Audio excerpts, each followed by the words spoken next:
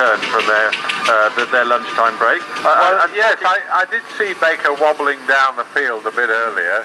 I'm not there's sure not a hell of a lot of timber loading gone on as far as I can see. I would have thought conditions would allow, don't you? I mean, the reason that you asked earlier why I referred to the post-prandial Supreme, and I mentioned that because that particular magnificent Fowler Road locomotive is now hove into view in front of the commentary box again, ladies and gentlemen, and we'll talk about that in a moment, was of course that if I said after lunch, the word lunch tends to suggest solid intake. Well, you can have a liquid lunch, that's a well-known fact in the engine world. Oh, very much so. The Supreme, now then, Andrew, shall we talk about that for a bit? Yes, go on then. Yeah.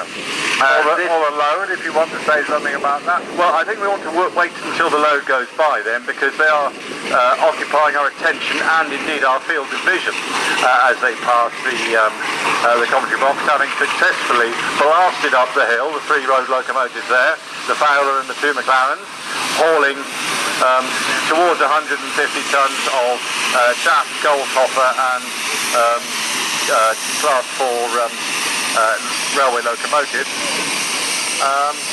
You notice that in ballast box form, and I presume to put more weight onto the heavy and double-wheeled drive axles, Colin has the second steer axle lifted.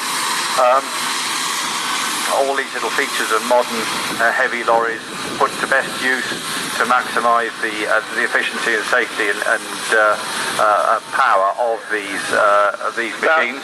That second steer axle is very useful on a hard climb because they tend to rear, and you've got to back off a bit, otherwise you get a